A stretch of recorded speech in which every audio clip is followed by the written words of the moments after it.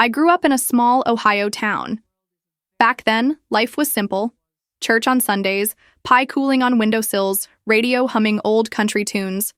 The clock ticked in, my daddy's oak kitchen, and I thought that steady rhythm would never betray me. But time, like an old screen door, creaks open to let storms in. I was 17 when I married John Collins. He was tall, with laughter loud as summer thunder. We built a life, a modest home, a little garden, and one boy who became my whole world. Scott, my son, my pride, my heartbeat in human form. When John passed far too early, I put on my strong shoes and worked double shifts. The library paid little, but it gave me books, warmth in winter, and just enough to buy Scott's school shoes. I stitched his shirts, baked casseroles from food, pantry leftovers, and prayed each night, "Lord, keep him safe, let him be more than this town allows." Scott was bright, sharp as a new blade. He left for college in Florida, promising me, "Mom, I'll build something big. You'll never worry again." And he did. Somewhere between beach condos and glass towers, my boy became a billionaire headline. I saw his face on glossy magazines, him shaking hands with mayors and CEOs. Pride filled me, but so did distance. Phone calls grew shorter, visits grew rarer, until one summer, the calls stopped altogether. 6 months. Silence. I sent letters, birthday cards. One came back stamped, "Return to sender." The words cut like broken glass. Neighbors asked, "How's Scott, Mary?" And I smiled tight, saying, "He's busy." But inside I felt small, like a porch light left on for no one. One morning, with cicadas buzzing loud, I folded my best dress, a faded blue cotton. I packed my little suitcase. The handle taped where plastic cracked, I told myself, if he won't come home, then I'll go to him. The Greyhound bus smelled of fried chicken, diesel, and other people's tired dreams. I pressed my face to the window, watched cornfields fade into flat highways. Tick-tock. Each mile felt heavier. When I reached Miami, the air was thick, salt and money mixed. Together. Skyscrapers rose like glass knives. Cars hummed, engines sharp as bees. I clutched Scott's address, typed once on an old letterhead. The taxi driver whistled, "Lady, you're headed to the fancy part." And when we turned past iron gates, I saw it. A mansion so white it blinded me. Palm trees lined the drive, perfect as soldiers. The garden smelled of chemicals, not flowers. I paid the driver, my hands trembling. Then I stood there, at my son's door. Rang the bell. Ding-dong. The door opened. And there she was, Linda, perfect hair, dressed sharp as glass. Her smile, thin as a blade. "Yes?" she asked, eyes sliding over me, my suitcase, my old shoes. "I'm Mary, Scott's mother," I whispered. Her lips barely moved. "Scott's not home, he's busy." She didn't invite me in, not at first, just stared like I was an unexpected bill. I shifted, heat prickling my neck. "I came from Ohio. I'd like to wait." Silence stretched, heavy as Florida humidity. Then, she stepped aside. "Fine. Come in." The house smelled of lemon polish, but not of life. No photos of Scott, no trophies from school, just glass, marble, and silence. Linda gestured to a sleek sofa. It hissed under my weight. She brought me tea in a porcelain cup, but when she placed it, she slid a paper napkin underneath, as if I might stain her world. "Scott's schedule is unpredictable," she said. Crossing her legs, I looked around. No trace of my boy, not even a smile on the walls. Something was wrong. Her words buzzed in my ears, but my gut said she was hiding something. Still, I smiled weakly, whispering, "When can I see him?" Her eyes flicked, cold as ocean glass. "I don't know. Days, weeks maybe." She stood, click of heels echoing down the hall. I was left alone. The tea grew cold, and silence pressed like a locked door. That night, the butler, Arthur, led me upstairs. The hallway lights buzzed, my little guest room smelled faintly, of bleach and lavender. Sat on the bed, hands folded, prayers caught in my throat. Arthur lingered. I whispered, Do you know when my son's coming back? He hesitated, then said, Your son is complicated, ma'am, and walked away. Those words echoed louder than any thunderstorm. I just knew. Scott was here, somewhere in this house, but locked away, hidden. And Linda. She was the key. If you've ever felt ignored by family silence, hit subscribe now. Don't miss what comes next. Because sometimes, the truth hiding behind closed doors is darker than you imagine. That night, I couldn't sleep. The AC hummed, the clock ticked, and my heart whispered, Find him, Mary, find your son. I rose barefoot, the floor cold, the mansion silent. Every creak, every shadow made my breath quicken, and that's when I heard it.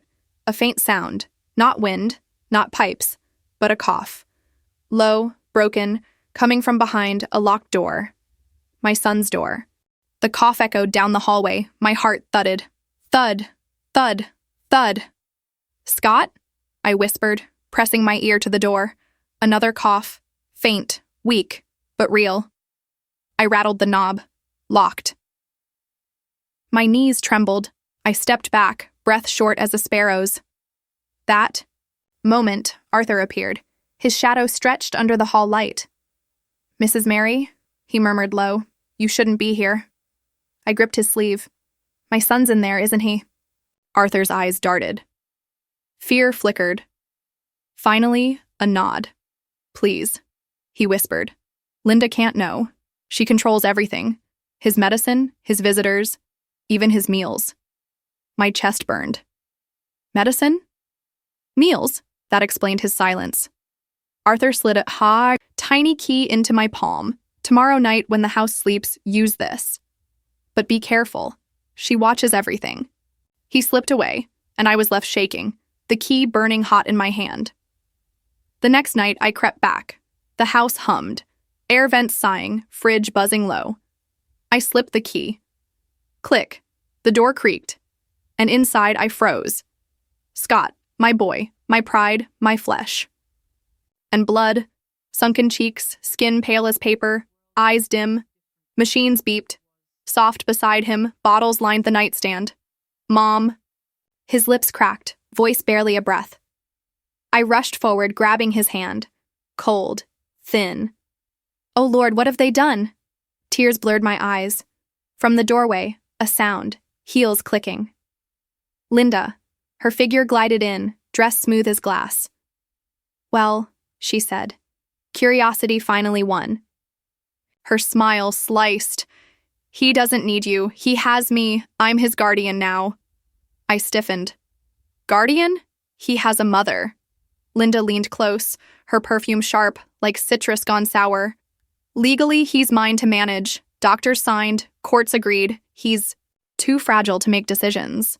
Her eyes glinted. And you? You're just a visitor. She plucked the key from my trembling hand. Good night, Mary. She shut the door, click, and the lock swallowed my hope. I couldn't sleep. The fan rattled, mosquitoes whined against the screen, but anger kept me wide awake. Guardian, that word cut deeper than glass. They had signed papers without me, stripped him of his own voice. And me? They counted me out, like yesterday's receipt. At breakfast, Linda served eggs on china plates. But for me, a chipped mug, paper napkin, seat at the far end, a micro-humiliation, small but sharp. And it worked. I felt less, but I smiled, held my fork steady, because anger had become my armor. Later in the garden, Carlos the gardener stopped his mower. Senora Mary, he said softly, wiping his brow. You should know. I heard Linda call the bank yesterday. She used your name.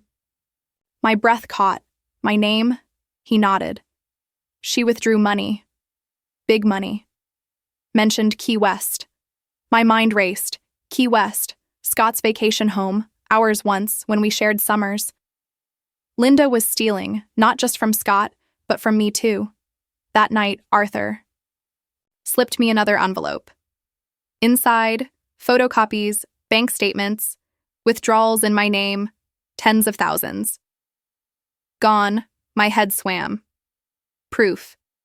But proof alone wouldn't save Scott. I needed allies. I needed courage. The following Sunday, I put on my best dress. Told Linda, I'm going to church. She smirked. Don't be late. At First Baptist Miami, I sat in the back pew, hands trembling, heart pounding. After service, I spoke quietly to Pastor Jim, a kind man with graying beard. He listened. Really listened. And when I showed the statements, his jaw tightened. Mary, he said, this is elder fraud. And worse, it's medical abuse. You can't fight alone. I'll connect you to someone trustworthy. 2 days later, Clara, a nurse, met me at a cafe. Her scrubs smelled of hand soap. Her eyes held weary fire. I've seen Linda's orders, she whispered. She gives Scott strong sedatives, keeps him weak, barely conscious, but I've saved samples. She slid a baggie. Inside, pills, evidence, truth in capsules. I nearly wept. Bless you. That night, I sat by my window. The Florida air thick with crickets, salt, and gasoline fumes. I thought of Scott, my baby, now a prisoner in his own house. But this time, I wasn't powerless. I had allies, Arthur, Carlos, Clara, and I had proof.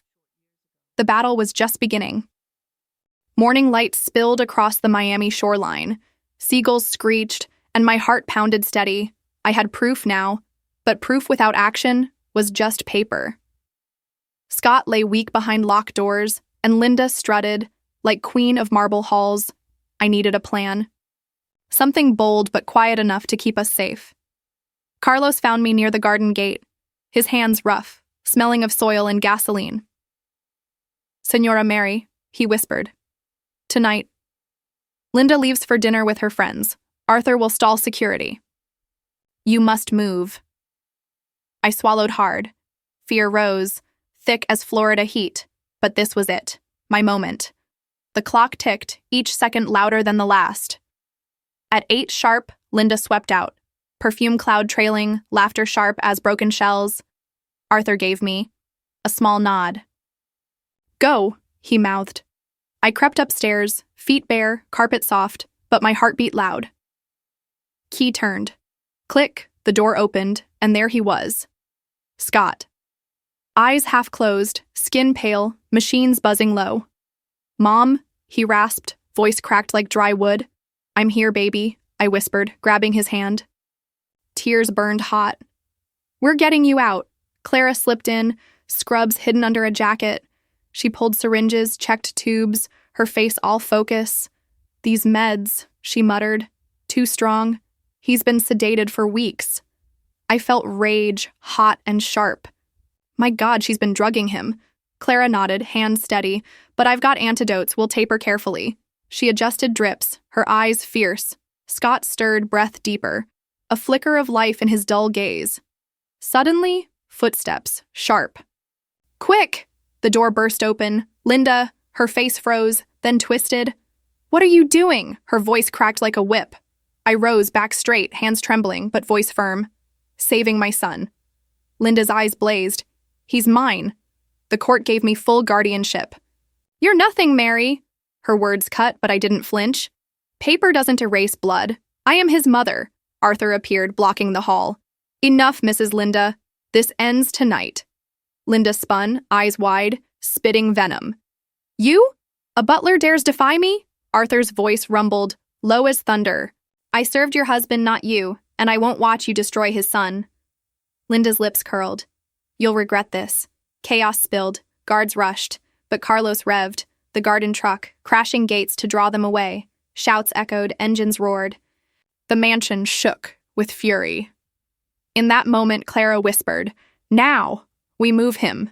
We lifted Scott, so frail, so thin. Every step heavy, every second dear. His head rested against my shoulder, and for the first time, in months, he whispered, Mom. We reached the back door. An ambulance waited, engine humming, lights off, driver tense. Arthur shoved open the heavy latch. Go, he urged. I'll delay her. I froze. No, come with us. But he shook his head. My place is here. If I vanish, she'll chase faster. I'll stall, now run. Tears blurred him, but I obeyed. We pushed Scott inside. Clara held his hand, checking monitors, her jaw set. The doors slammed, the van rolled, gravel crunched, then highway stretched, dark and endless. Linda's screams echoed behind us. I pictured her face, twisted, broken, watching control slip from her manicured fingers. For the first time, I smiled. Not because we'd won, but because we'd begun. At the clinic, a small building by Biscayne Bay, doctors rushed us in. They laid Scott in a clean bed, hooked real monitors, checked vitals, drew blood. The head doctor, Dr. Reyes, shook his head. He's been poisoned slow, sedatives mixed, liver strained. But he's young, we'll fight. I clasped Scott's hand. You hear that, baby? We'll fight. The night wore long. Machines beeped steady. Clara sat near, eyes heavy, but watchful. I stared out the window. Palm trees swayed, moonlight silver on restless waves. I thought of Linda. Her rage, her lies, her theft. But then I thought of Scott, alive, safe, breathing beside me. And I swore, no matter how hard, we'd bring her down. The next morning, Pastor Jim arrived. He carried folders, thick with notes. Mary, he said, Clara told me, and I pulled contacts, lawyers, investigators. You've got a case. He spread papers, bank fraud, medical abuse, guardianship theft. Linda's empire is built on sand. We'll tear it down. My hands shook as I touched the files. For years, I'd lived quiet, books and gardens, trusting family ties. Now I was holding weapons of truth. I wasn't just a mother, I was a fighter. Outside, the morning sang, cars rushing, seagulls crying, waves slapping shore. Inside, my son stirred, whispered weakly, Mom? I leaned close, tears spilling. Yes, baby. I'm here, and I'm not leaving.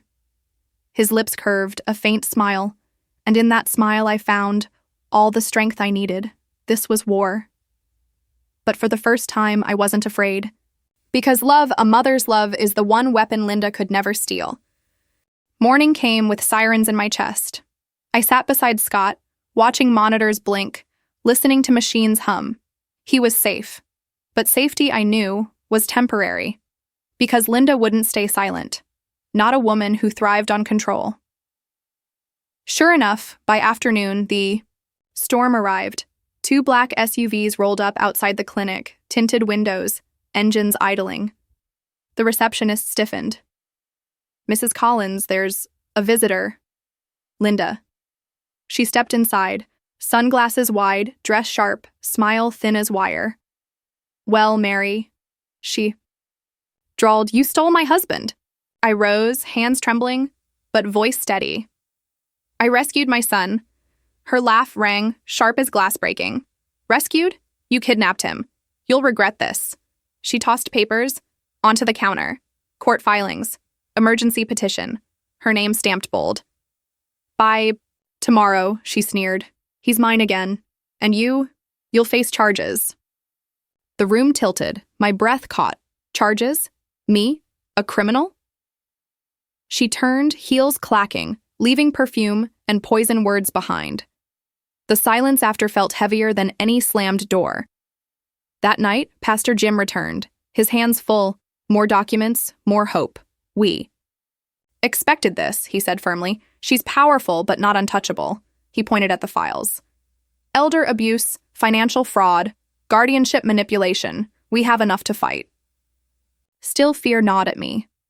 Courtrooms weren't my world. I was a librarian, not a lawyer. But Jim's words carried weight. You've got allies. And truth, Mary, truth is stronger than her dollars. The next morning, I walked into Miami-Dade courthouse. The hall smelled of coffee and bleach. Fluorescent lights buzzed. I felt small, just an old woman in worn shoes, clutching a file. Linda swept in, designer heels clicking, lawyers circling her like hungry sharks. She smirked at me, whispering loud enough. Poor Mary, she won't last a minute. Inside the courtroom, the air was sharp. Judge Rivera sat tall, gavel in hand. Case. Collins' guardianship dispute, the clerk announced. Linda's lawyer rose first. He spoke smooth, like butter over knives. My client, Mrs. Linda Collins, has faithfully cared for her husband, Scott Collins, during grave illness. This woman, Mary Collins, illegally removed him, jeopardizing his health. Gasps whispered. My stomach twisted. Then it was me. My turn. I stood, hands shaking, voice cracking, but words true. I am his mother, and I have evidence. I placed the folder on the table. Bank statements, forged withdrawals, medical records, photos of pills. The judge leaned in, brows furrowed. Linda's smirk faltered. Clara testified next, her voice steady, nurse badge gleaming. I administered his care, but prescriptions were altered. Doses high enough to sedate, not heal. She held up bottles, labels smudged. But damning, the courtroom murmured. Even the clerk bit his lip. Carlos spoke too. Hands rough, voice thick with accent. I heard her call the bank. She said, I'm Mary Collins. But it was not her. I know Mary's voice. This was lies. His words cracked open, the last shell of doubt. Linda rose, face flushed. Words sharp. They're all liars, paid by her. This is a conspiracy. Her voice shrieked, losing polish, gaining desperation. The judge's gavel struck. Order. At last, Judge Rivera spoke. I see enough here for investigation. Temporary guardianship is revoked. Scott Collins will remain with independent medical care, and Mary Collins is not a criminal. She is his mother. The gavel fell. Bang. And my knees almost gave way. Outside, reporters swarmed. Flashes popped. Questions buzzed. Mrs. Collins, did your daughter-in-law poison your son? I shielded my face, heart pounding. All I wanted was quiet. But Linda, she stormed past cameras, screaming lawyers' names. Her mask had cracked. The world finally saw her venom. Back at the clinic, Scott slept peacefully. Real peace, not drugged silence. I sat by his bed, whispering prayers. For the first time, hope didn't feel like a stranger. Yet, I knew this wasn't over. Linda had money, connections, and rage. But I had something she didn't. Truth and a mother's fire. That night, as the ocean hissed beyond the windows, I closed my eyes. I saw the courtroom, the judge's gavel, the smirk wiped from Linda's face, and I vowed, no matter what storm came, I'd fight. Because sometimes love isn't gentle. It's war, and this war had only begun. The courthouse victory felt like sunlight breaking clouds. But sunshine in Florida never lasts forever. Storms roll quick, and Linda was a storm. For 2 weeks, Scott slowly healed. Doctors tapered meds, strength trickled back. He could sit up, whisper. Longer sentences, his smile. Still faint, but real. I fed him soup, held his hand. Watched color return to his cheeks. Every breath felt like a gift. But danger wasn't done with us. One evening, as I left the clinic to fetch coffee, I noticed a car. Black sedan, windows tinted, engine humming low. It had been there every night. When I stepped closer, the engine roared and the car vanished down Biscayne Boulevard. My chest tightened. Linda's eyes were still on us. The next morning, Scott's monitor beeped erratic. Nurses rushed, his breath shallowed. I froze. Not again. Lord, not again, Clara. Adjusted tubes, her voice sharp. This drip, it was tampered. The bag showed puncture marks. A nurse gasped. Someone had switched meds, security cameras reviewed, footage grainy but clear enough. A figure, slim in sunglasses, slipped in at 2 a.m. Linda, even masked, I knew her walk. Confident, cold. My knees buckled. She wasn't done. She'd come here, risked cameras, risked police, just to finish. What she started, Scott almost slipped away, right under my watch. I clutched his hand, whispering, "Stay, baby, stay with me, she won't win." That afternoon, Pastor Jim arrived again. He looked grave. "Mary, she's desperate, and desperate people are dangerous. But we'll tighten security, I'll call friends, we'll shield him." He clasped my shoulder. Hold steady, Mary. The fight's not over. The clinic set guards, cameras checked hourly, doors locked tighter. But even so, fear crept in. Every beep, every shadow, every footstep made my stomach twist. I lived on coffee and prayer. One night I walked the hallway. Lights buzzed overhead, floor cold underfoot. From the stairwell, a sound. Rustle, clink. I froze. Then Carlos stepped out, his eyes dark. I saw her, he whispered. Near the back lot. She tried to bribe a guard. My heart lurched. She won't stop. No, he said, but neither will we. Days passed. Scott gained strength. But Linda's shadow stretched longer. She filed appeals, hired new lawyers, spread rumors that I was unstable, senile, unfit. The whispers hurt. Neighbors whispered too. Facebook posts dripped with poison. Old lady drama queen. Bitter mother. Can't let go. I swallowed hard, but smiled in public, because I knew truth. And truth, even whispered, outlasts lies. Then came the letter, slid under my door at the clinic. No envelope, just words, scrawled sharp. Walk away. Mary, or next time, you'll bury him. My blood ran cold. I folded the paper, tucked it in my Bible. Fear clawed. But fury burned hotter. She thought threats would break me? No. She'd forgotten I was forged in harder storms. The next Sunday I stood in church, voice shaking, but strong. If anyone here knows struggle, knows betrayal, knows what it is to be dismissed, stand with me. Hands rose. Mothers, widows, neighbors. Their eyes met mine, and I knew I wasn't alone. Later that week, an investigator arrived. Detective Harris, gray suit, eyes sharp. We're building charges, he said. Bank fraud, medical tampering, breaking court orders. He placed a folder. Inside, photos of Linda at the clinic, caught on tape. Her mask is cracking, he said. Soon, she'll face real justice.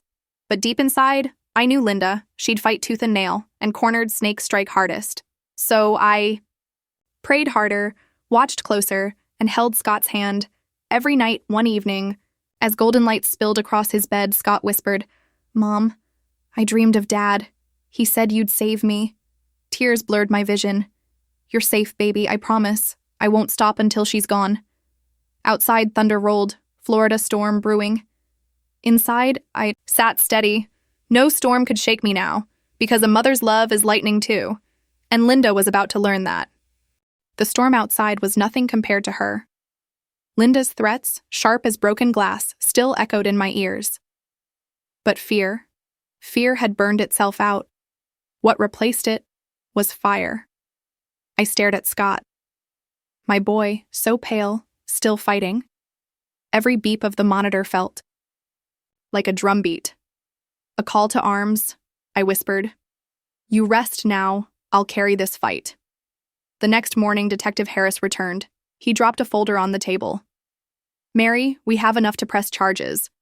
But public opinion matters. She's got money, connections, spin.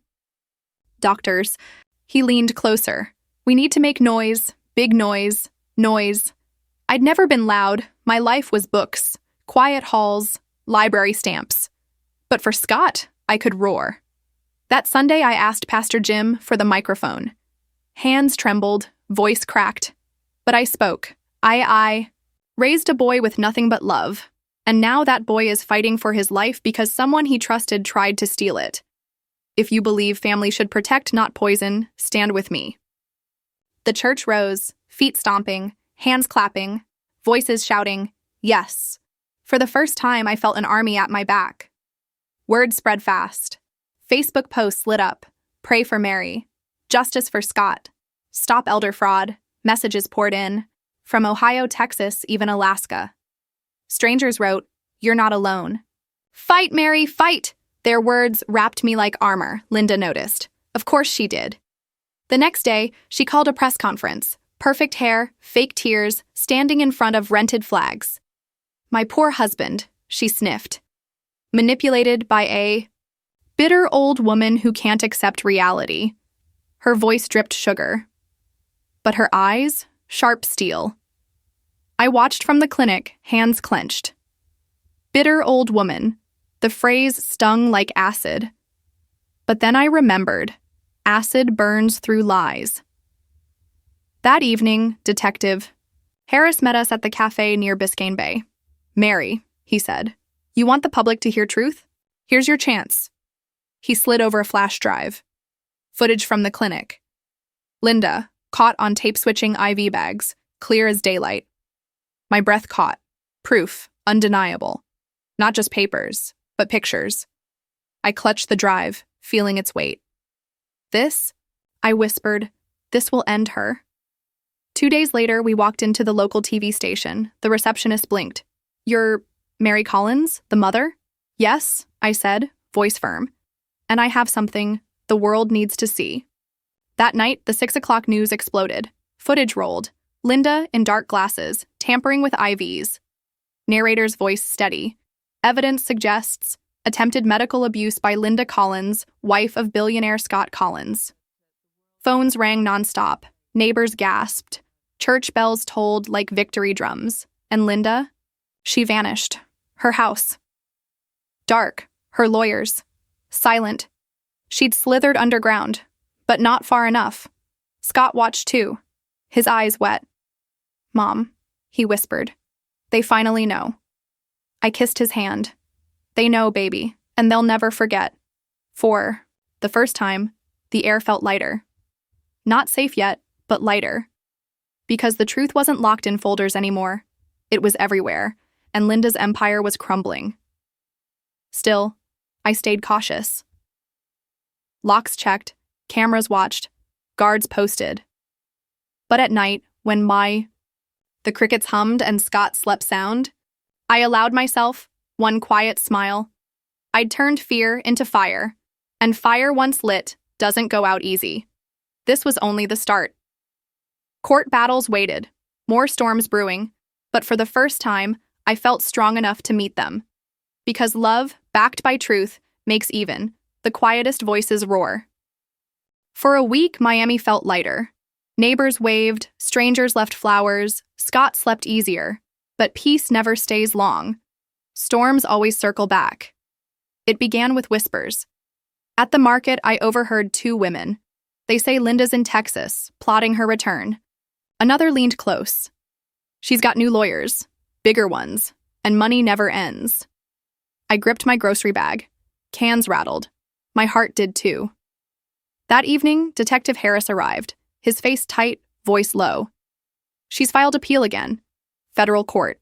This time, claims the footage was staged, claims you're unstable, danger to your son." My chest clenched. Again? How many battles until one ends? He placed papers. Pages thick with lies, words sharp enough to slice dignity. "She's desperate, Mary. But she's cornered. We need something final, something she can't twist." That night, I sat by Scott's bed. Machines hummed, rain tapped windows. I whispered, "What else do we have, Lord? What nail will seal this coffin?" Scott stirred, his voice weak but steady. "Mom, check Dad's safe." The words froze me. Dad's safe, John's old safe, kept in our Ohio home, rusty metal combination only I knew. I'd forgotten it, buried under years, dust, and grief. Could it hold answers? 2 days later, I flew back. Greyhound from Miami to Columbus, then a pickup ride to my little house. The air smelled of cut grass, old books, and memories. I walked to the bedroom, knee-deep in nostalgia. Pulled the quilt aside, bent low, and there it was. The safe. Hands trembling, I twisted numbers, 4 clicks, 1 final turn. It opened. Inside, yellowed folders, faded photos, and 1 envelope marked Scott. My breath caught. I tore it open. Inside, assigned trust, John's will. Clear, legal, stamped. It stated plain. All Collins property belongs to Scott, and in his absence, to his mother, Mary Collins. Tears burned hot. Proof. Not forged. Not twisted. Undeniable. This was the nail, the one Linda couldn't pull out. Back in Miami, I carried it tight, like holy scripture, close to my chest. Detective Harris read it thrice. His eyes widened.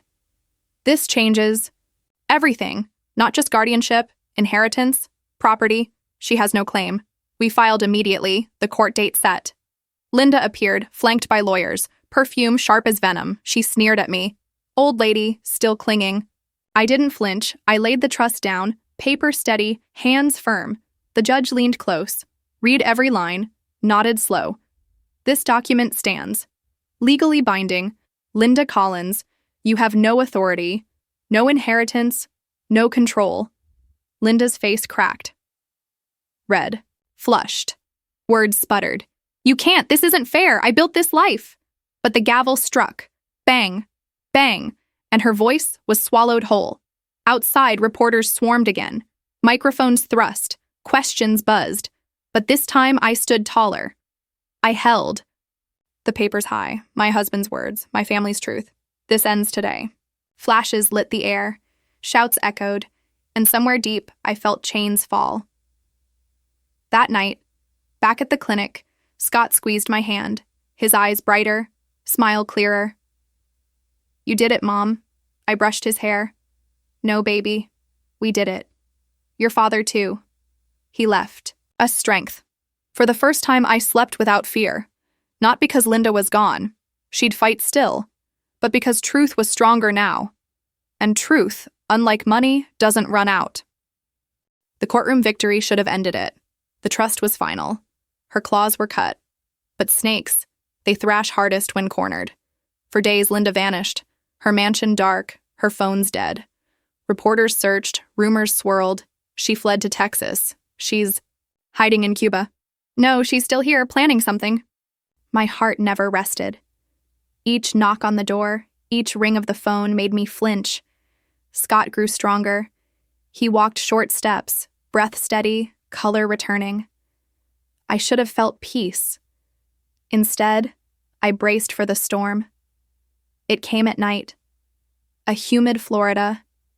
Night. Crickets buzzing, palm fronds rustling, I stepped out to toss trash and froze a shadow. By the clinic fence. Slim figure. Hair gleaming under streetlight. Linda. Her eyes locked on mine. Cold. Hungry. You think you won? Her voice cracked. You think papers can erase me? Fear pricked, but fury rose. Leave us, Linda. You've taken enough. She stepped closer, heels sinking in dirt. I made him. I shaped his empire. Not you, with your dusty books and small-town ways. Her words cut sharp, but I stood tall. You shaped nothing. You stole. And thieves don't build. They burn. From behind, Carlos. Emerged, flashlight beam steady. Leave, Senora, before police take you. Linda hissed, eyes wild. You'll all regret this. She lunged toward the clinic door.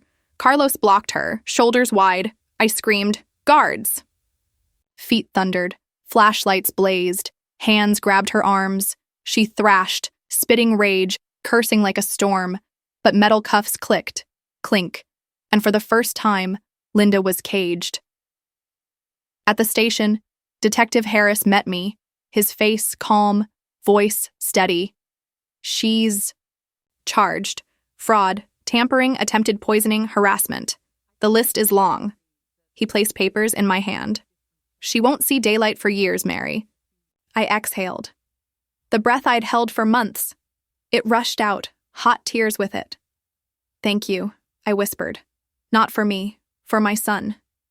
The next morning, news blared everywhere. Linda Collins arrested. Billionaire's wife exposed. Trust reveals mother's victory. Neighbors stopped me, hugging tight. Church bells rang. Facebook flooded. You did it, Mary. You fought for all of us. Hope lives. At the clinic, I walked into Scott's room. He sat upright, sunlight spilling over him.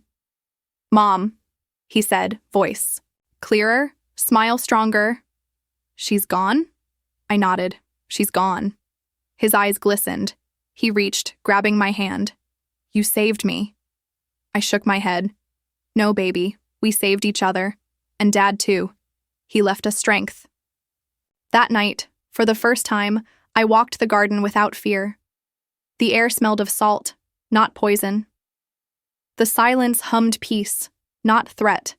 And deep inside, I knew the storm had passed. Yet as I watched stars flicker above palms, I whispered soft, "This fight was never just mine. It belongs to every mother, dismissed every elder robbed of respect, every voice told it was too small." I looked back at the clinic window, Scott sleeping sound, safe, and I smiled. For the first time, a real smile. Because tomorrow, we'd step forward, not in fear, but in freedom. The storm was over. Truly, finally, over. Linda sat in jail, her lawyers silent, her empire crumbled. Scott was free, and for the first time, in months, so was I. The clinic released him. 2 weeks later, doctors smiled, shaking my hand. "Mrs. Collins, your son is strong. He'll recover fully." I nearly wept, strong. The word rang like church bells. We drove home slowly, windows down, Florida air, thick with salt and sun. Scott leaned back, breathing steady, watching palms sway. "I can't believe it, Mom. It's really done." I squeezed his hand. "Yes, baby, it's done. She can't touch us again." Back at the house, neighbors gathered. Banners hung, homemade pies lined the table. "Welcome home, Scott." "Bless you, Mary." Justice won. Their voices rose, warm as a quilt, and for once I let myself bask. That night, we sat on the porch, old. Rocking chairs creaked, radio crackled, country song humming soft. The ocean whispered beyond the palms, and peace wrapped around us. Scott smiled. "You know, Mom, I thought I lost everything, but I didn't. I still have you." Tears stung. I reached over, brushed his hair. "And I still have you. That's all I need." Weeks passed. Strength returned. Scott walked farther, laughed louder, ate heartier meals. Life crept back, one small miracle at a time. I tended the garden, planted. Lavender, hung laundry in sun. Simple acts, but precious now. Meanwhile, Linda's trial began. Headlines screamed, fraud, abuse, conspiracy. She stood pale, no designer dress, no sharp smile. Judge read her sentence, 10 years, minimum. I sat in back, hands folded, no gloating, just release. Justice wasn't sweet, it was steady, like the tick of my daddy's old clock. Afterward, reporters swarmed. "Mrs. Collins, how do you feel?" I answered plain, relieved, not for revenge, but because no mother should fear her child in his own home. Their pens scribbled, cameras flashed, but my heart stayed quiet. That Sunday, at church, Pastor Jim invited me up. "Mary," he said, "you carried this fight with grace.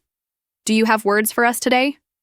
I looked out, faces bright, eyes shining. I spoke, soft but steady. "Family isn't just blood, it's respect, it's trust. Without that, we are strangers, in our own homes. Never let anyone rob you of dignity. It's the one inheritance no one can steal." The congregation rose, applause thundered, and I felt something settle in me. Not pain, not anger, but peace. Back home, Scott cooked dinner, pasta steaming, garlic bread warm. We ate on the porch, laughing, talking about nothing and everything. The sun dipped. Low sky painted gold. I whispered grace. "Thank you, Lord, for endings that heal." Later, I rocked in my chair.